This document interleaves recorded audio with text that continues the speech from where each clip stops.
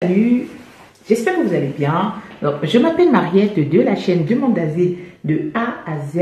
Je reviens aujourd'hui avec une nouvelle vidéo où je vais aborder avec vous, je vais plutôt répondre à une question qui m'a été posée par un internaute. Oui, parce que désormais, j'ai une panoplie, j'ai énormément de questions qui me sont posées et je profite du coup de ces questions-là pour revenir avec des vidéos qui sont plutôt intéressantes, des vidéos qui répondent concrètement à des questions posées.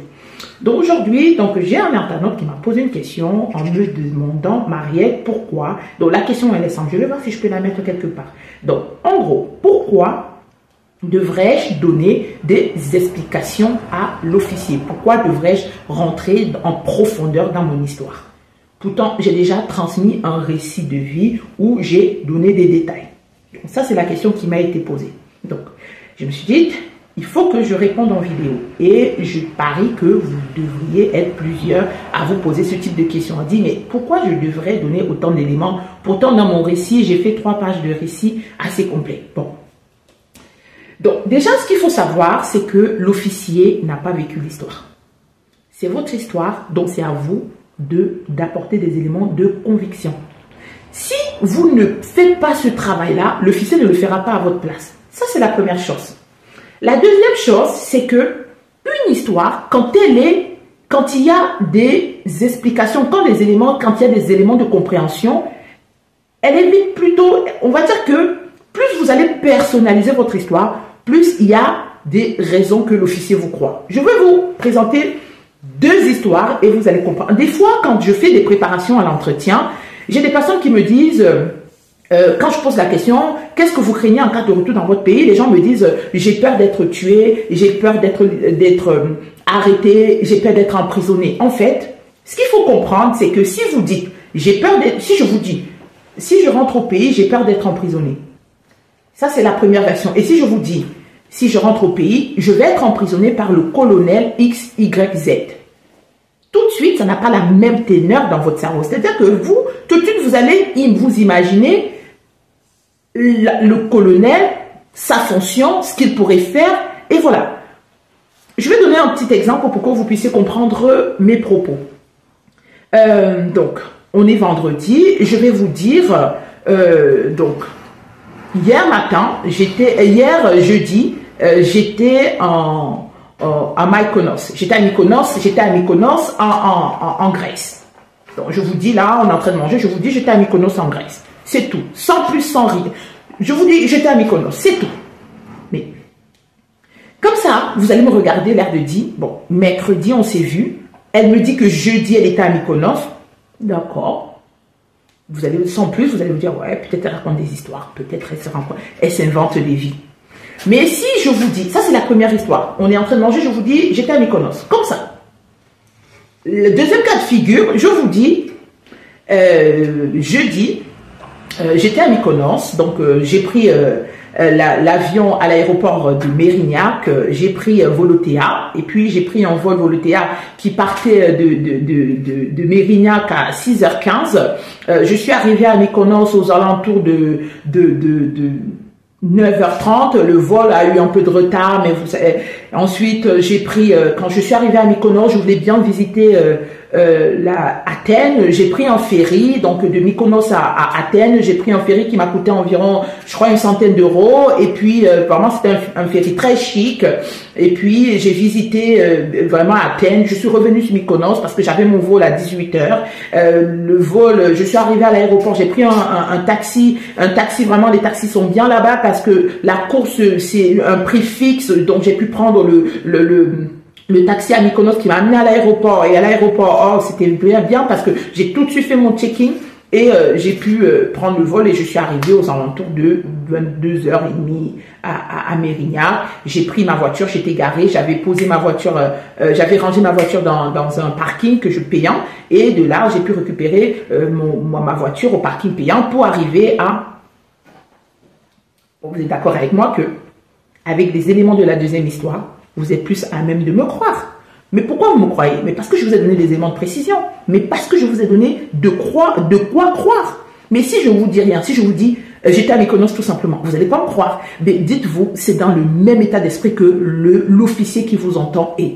L'officier attend de vous. Oh purée, je fais que être refusé parce que je suis en entretien, pardon. Excusez-moi. Donc, l'officier, en gros, s'il n'a pas des éléments qui permettent de vous croire, s'il n'a pas des éléments qui permettent de crédibiliser votre histoire, il ne va pas se gêner de rejeter votre dossier.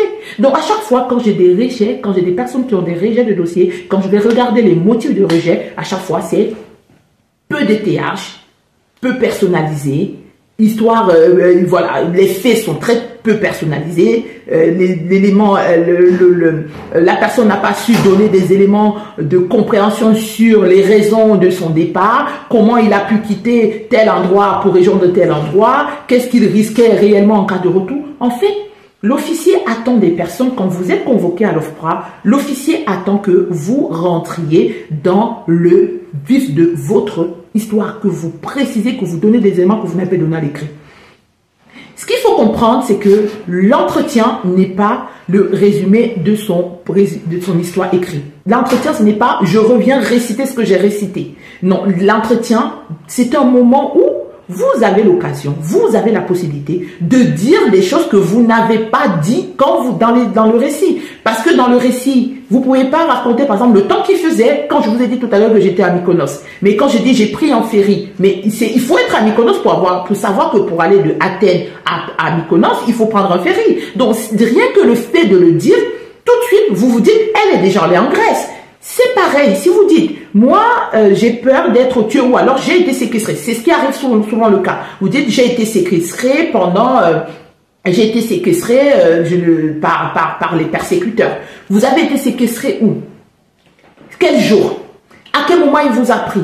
Combien de nuits vous avez passé là-bas? Est-ce que vous avez été ligoté? Comment vous mangez? Comment vous le viviez? En fait, ce sont des éléments que seules les personnes qui ont réellement été séquestrées peuvent donner à l'officier. Si vous racontez une histoire, si vous dites que vous avez été séquestré alors que vous n'avez jamais été, en fait, l'officier réussira à le déconstruire ou alors à savoir la vérité, rien qu'en vous posant quelques questions. Parce que normalement, quand on a été séquestré ou normalement, quand on a pris un vol pour Mykonos, on donne des détails, on donne des éléments que seules les personnes qui ont réellement pris le vol ou qui ont réellement vécu l'histoire peuvent donner.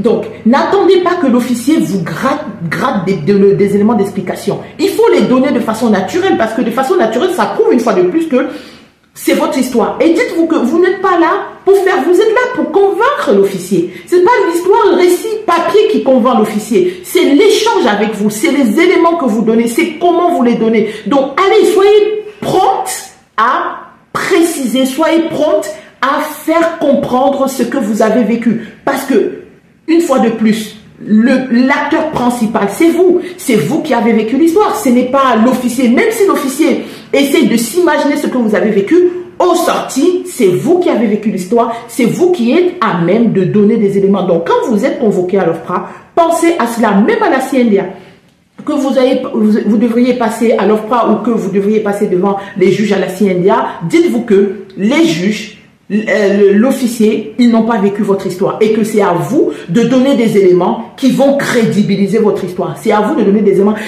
Malheureusement, j'ai beaucoup trop de personnes qui ont vécu des choses tellement horribles qui, arrivés devant l'officier ou arrivés devant les juges, n'arrivent pas à les raconter telles qu'elles ont vécu. Dites-vous que ces officiers-là, ces juges-là ne vous connaissent pas. Donc, si vous devriez donner des éléments, si vous devriez revivre la scène, c'est vrai que c'est très difficile de revivre, surtout pour des personnes qui ont été violées, frappées et tout. Mais vous n'avez pas le choix. Vous êtes obligé de rentrer dans ce jour-là pour rappeler, pour redonner tous ces éléments-là qui permettront à l'officier de dire que cette personne, Mariette, qui me raconte son histoire, elle a réellement vécu ça. C'est vrai, parce qu'elle m'a donné des éléments, elle m'a donné des détails que seule. Donc, quand on parle de détails, c'est des noms. Le fait de dire je vais être tué ne suffit pas. Je vais être tué par telle personne. Le fait de dire que j'ai traversé, non, en fait, j'ai traversé telle ville, je suis allé à tel endroit. Si vous connaissez des noms des endroits où vous avez été, n'hésitez pas de le donner. Si vous avez des dates, si vous rappelez des dates, on ne vous portera pas préjudice si vous ne vous rappelez pas de quelques dates. Mais par contre, votre histoire se doit d'être personnalisée. Si vous avez eu des attaques dans votre pays, si vous avez eu des attaques dans votre ville, à quel moment ça s'est fait? Il faisait quoi? Vous faisiez quoi le jour où il y a eu l'attaque? Ce sont ces éléments-là qui permettent de dire, ah oui, cette personne, elle a vécu des choses horribles. Donc, en gros, voilà, c'était ce que je voulais partager avec vous dans cette vidéo.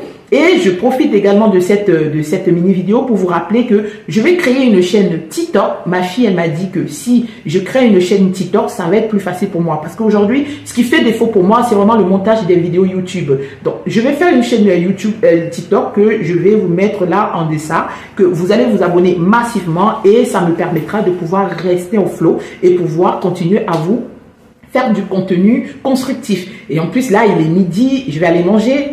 Si j'avais une chaîne YouTube, une chaîne TikTok, j'aurais juste branché ma caméra parce que c'est ce que ma fille m'a dit, que je branche la caméra, je parle, je fais des lives et ensuite je peux on peut échanger en instantané. Donc, prenez soin de vous, abonnez-vous à la chaîne TikTok, oui, parce que si vous vous abonnez, en fait, si je vois qu'on est plusieurs, je vais tout de suite faire les vidéos que sur Instagram. Et vraiment, YouTube, le premier YouTube, c'est le montage. Et le montage, c'est pas facile. Et des fois, voilà, il faut savoir où mettre les choses. En gros, pour le moment, on est sur YouTube, mais allez vous abonner sur TikTok parce que c'est là-bas où les vraies choses vont commencer, où les vraies choses vont se faire. Abonnez-vous, partagez la vidéo parce que ça peut toujours servir. Et d'ici là, prenez soin de vous.